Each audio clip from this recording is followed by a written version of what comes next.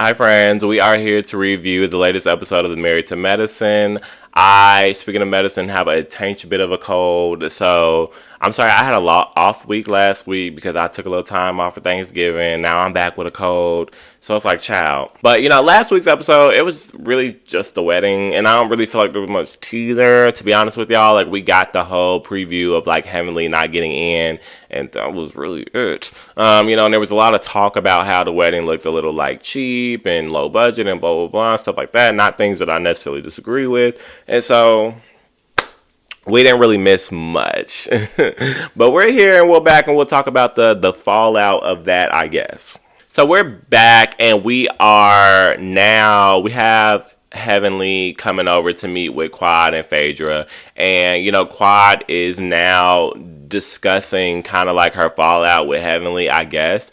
Because, she says she went to the bachelorette party and Heavenly was really excited to see her. Obviously, she hasn't really been in the group. And she feels like, okay, Heavenly was excited to see me, great. But I feel like Heavenly had kind of shifted gears and she was more so hanging out with Sweet Tea. Because when Sweet Tea came on the show, Heavenly had like a picture with her and she was buddy-buddy with her. And it was kind of like, we already talked about this. Heavenly was okay with Sweet Tea coming on the show, so Quad felt weird about that. Whatever, fine. When she gets there, they kind of have that conversation first, and Heavenly says, there's no excuse for it. I thought that it was funny, meaning the picture thing. She's talked about that a lot when they've done like lives and reviews of the show and stuff. She thought it was funny, and she really didn't feel like Quad was going to take it serious. Again, as we talked about, Heavenly's thing was, it'd be good for TV at the end of the day. That's Heavenly's mindset. And I guess she felt like Quad was going to be looking at it from a TV and a business standpoint and see that as well. So she really didn't think that Quad was going to care. It still affected Quad in some way, which is fine. I think that Quad is the type of person that just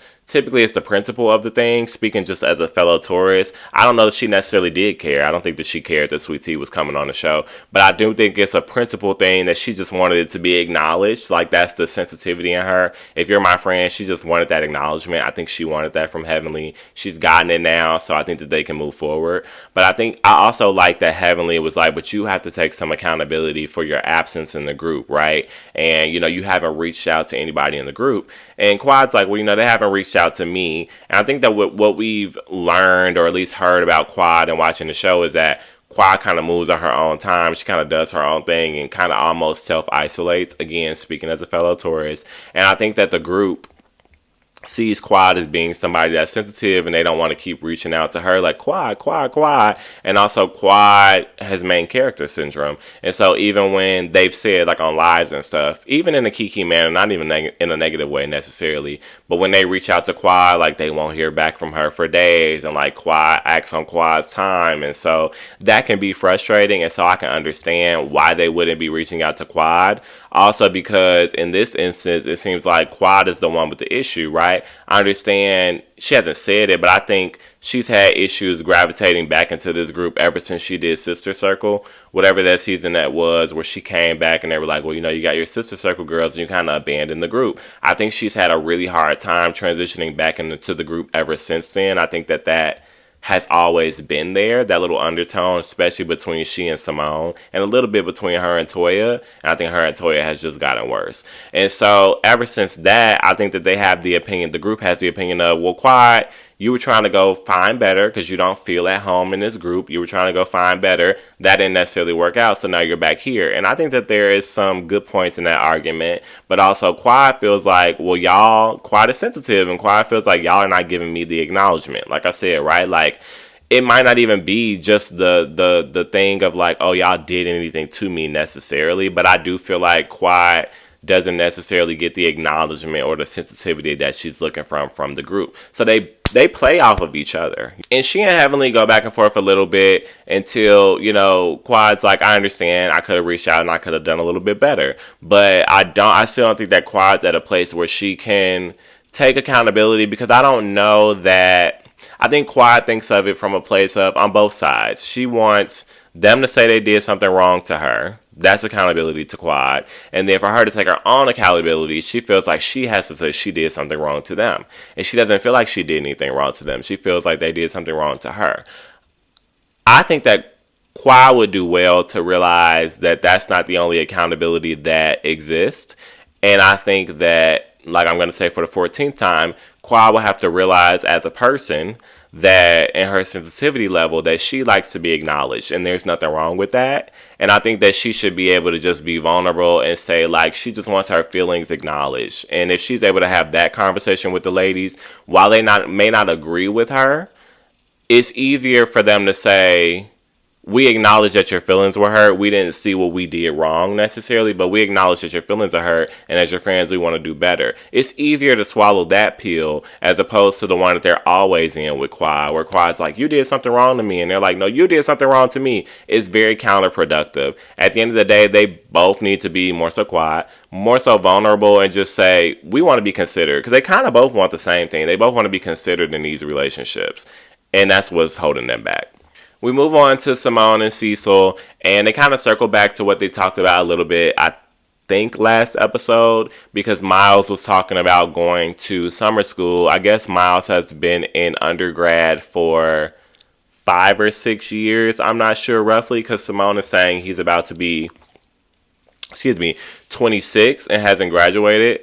And I haven't done the full math, but I believe I graduated around 24. So yeah, like 5 or 6 years, and he hasn't graduated yet. So Simone's feeling like, he should be taking, summer school so he can get done. But he came up with the decision with his dad that he wasn't going to do summer school because he was going to do an internship. He wants to do film, so he was going to intern. Great to do internships, but also great to graduate. I think you need both, right? Like, take the classes, but also intern, you need both. I think he is, which they both acknowledge, he's a little bit behind the curve, I guess. The general curve, it's his curve, so he's not behind his own curve, it's his journey. But I guess he's behind the general curve of, like, graduating within 4 years or whatever. So, it's a sticky situation to be in, and at this point, he's kind of at a place where he just has to figure it out. But it is interesting to have two parents that see things completely differently and had two completely different paths. But I would have to say, again, I think he needs both. But at this point, that if it's been like 6 years and he hasn't graduated, I would also be like, okay, I'm not going to be able to support you financially anymore. And I would definitely prefer that you go take a little bit of a class as opposed to an internship. That's just my personal opinion. We get the whole thing of like Phaedra sending out invites for her event, and not much to say about this besides the fact that the boy was super cute. That's it. Sweet Tea, Simone, and Toya are now at Toya's house, and they're doing like I think it was like the IV things that they do, like the medicine things, the medicine drip things, which would be great because again, this cold is taking me out, child. Sweet Tea just came back from her what do you call it? Her honeymoon to Dubai, super cute, whatever. And she's kind of talking about like fertility things with Simone a little bit, so I'm interested to know where that goes. And then they start talking about the invites that they got from Phaedra, and I guess Sweet Tea didn't get one. So Simone is saying, like, well, maybe the event is about Quad, so she didn't invite you because, she didn't want you to be uncomfortable. And Toya jumps in and she's like, well, why would she invite me then? Because I don't want to be around somebody that like said nasty things about my family and blah, blah, blah. And I understand where Toya is coming from, but I feel like she and Quad have both been nasty to each other. So I don't necessarily understand these situations where one person is more flabbergasted than the other, like, oh, my family, but it's like y'all both have said negative things about each other. So I don't know. I never know where to fall when these things happen. Like, I think Toya, just because I guess Quad doesn't have a husband and kids where the information can fall negatively on, she still has said really negative things about Quad. So I just kind of feel like they're in the same boat. I just don't know that either of them should be on any pedestal of you did this to me. They both done kind of the same things to each other, in my opinion. So at the end of the day, Sweet Tea decides to crash because she wasn't invited, and Simone's just like, well, if you need an invite, then, or you need a ride, that's what she said. If you need a ride, then we can make arrangements. So that's what's going to occur. On their way there, though, they kind of bring up to Sweet Tea, like, well, what's going to happen with Heavenly, because she wasn't really saying much about it. And she's like, well, I don't really have anything to say to Heavenly. Like, I don't know what the tea would be. And shockingly enough, Toya's like, well, girl, you did cross her off your wedding invite. And she's like, well, it is what it is. Like, she was talking mess about me behind my back. And I'm like, I don't know if I would classify it like that. I guess I understand feeling some type of way, but the talking behind your back was at your bachelorette party while you were freaking out in the bathroom with your sister, and all she was saying was she didn't think the marriage was going to last, pretty much. So yes, I get it. Talking behind your back, would I say that? No. But she was bringing up valid concerns. You were in the room, and those aren't things that I feel like Heavenly wouldn't say to her face, I guess is what I'm saying. So I get feeling some type of way about it, but I don't know that that's not a conversation that she couldn't have had with Heavenly. That's all I'm saying. Like, you could have definitely had that conversation with Heavenly. Feel some type of way about it, but y'all could have been chopped it up about that. So talking behind your back, nah, I wouldn't say all that. But she does also say, if I swing, don't hold me back or hold me back or whatever. And I'm like, swing? Like, how do we get here? Like, I don't know. I don't know that it's that deep. And I'm also wondering, like, where's the energy for Phaedra, who brought Quad to the party? So I don't know. I'm missing some things. They get there though, and Phaedra's doing her introduction, and she does acknowledge that Sweet Tea was not invited. She does not say why, and I'm wondering why. But she acknowledges it, but she doesn't say it like in a messy way. She's just like, "But you're here, and we're healing." And she gives this whole speech about Phoenix rising from the ashes. Here's the thing: they've had us speculating about who's coming up out this casket for about a month now, ever since they started these previews. I've always known it to be Quad. Like, it just wasn't greatly concealed. And then, like, the Phoenix out of the ashes thing, it just made sense because, again, we're having another season where Quad is kind of on the outs, and now we're having to bring her back in. Same old storyline, same old, you dig. So I always knew by, process of elimination that it was going to be Quad. I just didn't know how T it was going to be. However, Heavenly kind of hyped it up for me last week when she was talking to Carlos King, because she was saying it was going to be like a legendary scene. It was going to be tea and it was going to be funny. Didn't really capture me that much. Wasn't that entertaining. Was a little dry. Like Quad came out and she's very overly performative. And I'm a girl that loves Quad. Listen, and I don't know if it's the cold that's got me kind of like, but it wasn't really all that tea to me. She did go down the line and address everybody individually. Her whole thing was that, this was a funeral, but not a funeral for her. They were going to bury the pettiness in the group. So I'm like, okay, this is Quad's performative, dramatic way of saying, I'm back in the group. I want to get past things. Okay, so she gets to Jackie. Not much to get from Miss Jackie. No shade to Jackie, but we ain't finna. We don't really get much from Miss Jackie. Never was too much, so that's fine. When she gets to, cause Heavenly's next to Jackie, she gets to Heavenly and she's like, we've spoken. And Heavenly's like, well, yeah, and also like I don't have any strife. Heavenly talks more about the group globally. She's like, I don't have any strife, especially now with Sweet Tea. Like, I don't know what the issue is. I don't know why you say you wanted to beat my ass. I don't know when she got that information, but I guess she did get that information. So Sweet Tea has said it, and she's like, I don't know why you took me out the wedding list. Like, I don't know what the problem is. And Sweet Tea, does say, again, she talked about her behind her back, and Heavenly's like, I was saying I was concerned based off the stuff that you were saying. Like, it just kind of was what it was.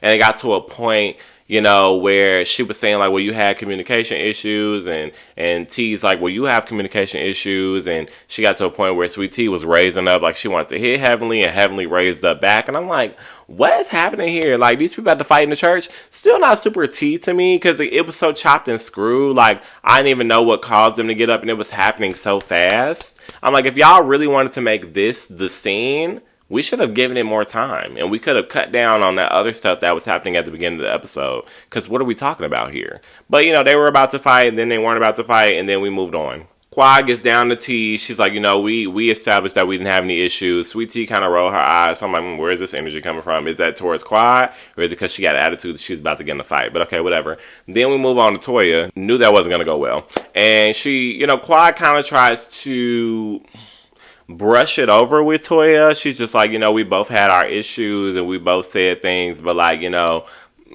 basically like we should be able to move forward at the end of the day. From a TV standpoint, I guess I could. I think I would recognize as Quad and as Toya that we would never be friends. But if we're going to work together and we both said bad things about each other, which I think Quad was saying, then fine, I guess we could move forward. And we probably could have a more substantive conversation later. However, Toya's not trying to have that. And I also feel that. You know what I'm saying? I didn't feel, like I've already said, because Toya used the example. She's like, well, you talked about my family. How am I supposed to move forward from that? Again, I feel like they both say really bad stuff about each other. Really bad, incriminating, nasty stuff about each other. So I don't really feel like Toya is of the like moral high ground to be like, oh, you did so much against me, I can never rock with you like that. That's how she feels. That's how she feels. Fine, don't rock with her. I've never said they had to be friends, but I still don't agree with Toya feeling like Quad only did me wrong. I didn't do nothing to Quad. I do understand Toya's standpoint though, where it's like, girl, we're not about to brush this under the rug. We're not about to be cool, because I can also be that type of girl. So fine, and Quad's like, well, fine, girl, we won't move forward, so they don't move forward, and that makes sense to me. At the end of it though, shockingly enough, Phaedra was she said she was disappointed because she felt like Quad, I guess she felt like this event was going to be Quad taking accountability and moving forward with the ladies. And I guess that's a fair assessment to assume. Like, you came up with this whole event of the Phoenix rising from the ashes, so you thought this was going to be an opportunity for that. I guess. Didn't happen. And I can understand that. I think it would have been nice if there was an opportunity for them to have the conversation that I spoke on, where from both sides they just be a little bit more vulnerable. Because even when Quad did address Simone before she got to Toya, and Simone's whole thing was just like, do you see us as equals? And kind of breaking the fourth wall. I think it goes back to the whole sister circle thing I was talking about. Like, do you feel a part of this group? I think that has always stuck with Simone, where like Quad has the main character syndrome and she doesn't feel a part of the group. And Quad's like, she throws a little joke a little bit, but she's like, I do feel like we are one and we can come together to do our job and do what we got to do.